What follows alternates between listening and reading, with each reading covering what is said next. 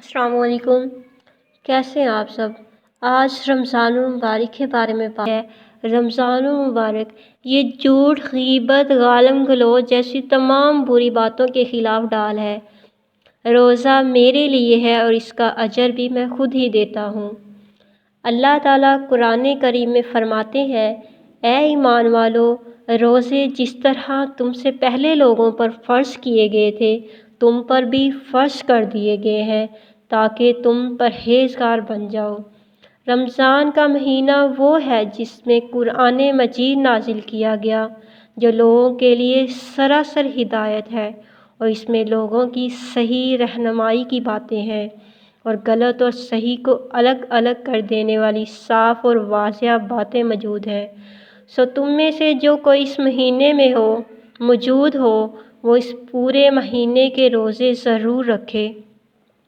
حضرت سلمان فارسی رضی اللہ عنہ سے روایت ہے کہ ماہ شعبان کی آخری تاریخ کو رسول اللہ صلی اللہ علیہ وآلہ وسلم نے ہم کو ایک خطبہ دیا۔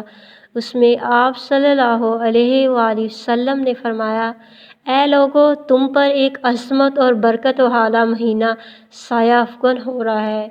اس مبارک مہینے کی ایک رات شب قدر 1000 مہینوں سے بہتر ہے۔ اس مہینے کے روزے اللہ تعالیٰ نے فرض کیے ہیں۔ اس کی راتوں میں بارگاہ خداوندی میں کھڑا ہونے یعنی نماز تراویح پڑھنے کو نفلی عبادت مقرر کیا ہے، جس کا بہت بڑا ثواب رکھا ہے۔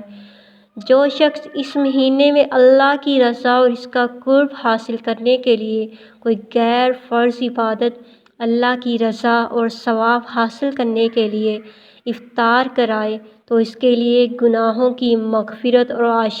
آتش دوزخ سے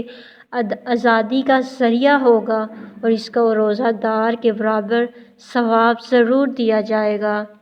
بغیر اس کے کہ روزہ دار کے ثواب میں کمی کی جائے۔ آپ صلی اللہ علیہ وآلہ وسلم نے عرض کیا کہ یا رسول اللہ صلی اللہ علیہ وآلہ وسلم، ہم میں سے ہر ایک کو تو افطار کرانے کا سامان میسر نہیں ہوتا، تو کیا غربا اس عظیم ثواب سے محروم رہیں گے؟ آپ صلی اللہ علیہ وآلہ وسلم نے فرمایا کہ اللہ تعالیٰ یہ ثواب اس شخص کو ہی دے گا جو دودھ کی تھوڑی سی لسی پر یا صرف پانی ہی کے ایک گھونٹ پر کسی روزہ دار کا روزہ افطار کرا دے۔ اس شخص کو اللہ تعالیٰ میرے حوض یعنی کوثر سے ایسا سیراب کرے گا جس کے پاس اس کو کبھی پیاس ہی نہیں لگے گی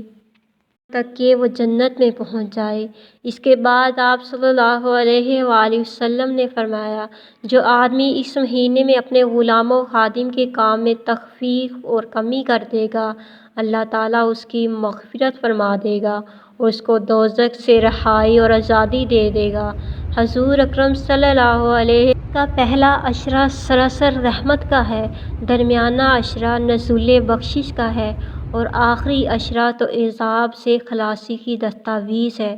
حضرت ابو ہریرہ رضی اللہ عنہ سے روایت ہے، انہوں نے فرمایا کہ حضور سید الاولین اور آخرین رسول برحق صلی اللہ علیہ وآلہ وسلم نے ارشاد فرمایا،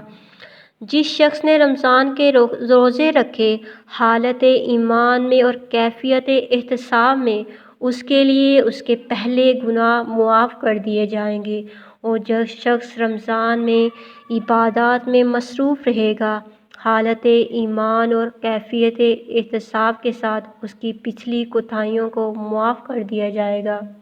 اور جس شخص نے حالت ایمان اور کیفیت احتساب کے ساتھ شب قدر میں عبادات کی، اس کی گزری کوتاہیاں بخش دی جائیں گی۔ روزہ ایک ایسی عبادت ہے جس کے بارے میں سرکار دو عالم صلی اللہ علیہ وآلہ وسلم کا ارشاد مبارک ہے کہ اللہ تعالیٰ فرماتا ہے، روزہ میرے لیے ہے اور اس کا اجر بھی میں خود ہی دیتا ہوں۔ یعنی یہ اللہ اور اس کے بندے کا براہ راست معاملہ ہے کہ بندہ اللہ تعالیٰ کے حکم کی بجا آوری میں تمام دن کھانے پینے اور نفسانی خواہشات سے رکا رہتا ہے اور اس کے ان آداب کی پوری پابندی کا خیال و احساس رکھتا ہے اور ان پابندیوں کے مطابق اپنے دن رات کو گزارنے کی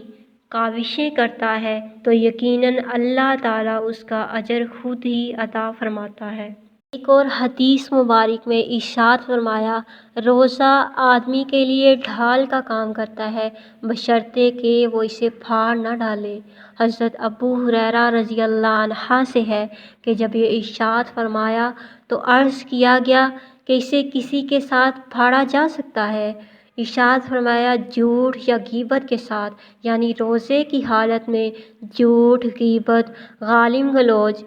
لڑائی جھگڑا اور دوسری اس طرح کی بری چیزوں اور بری باتوں سے سختی کے ساتھ ممانعت کی گئی ہے۔ حدیث مبارک میں ہے کہ جب کسی نے روزے کی حالت میں بری بات کہنا اور اس پر عمل کرنا نہ چھوڑا تو اللہ کو اس کے بھوکا پیاسا رہنے کی کوئی ضرورت نہیں۔ اگر کوئی روزہ دار روزہ رکھنے کے بعد میں بھی فسق و فجور، لڑائی جھگڑا، گالی گلوچ، فحش گوشی یا دوسری اس طرح کی باتوں سے نہیں رکتا تو اس کا روزہ ہی نہیں ہے، بلکہ یہ اس کا فاقہ بن جاتا ہے جس کا اللہ تعالیٰ کے احکام کے ساتھ کوئی تعلق نہیں ہے۔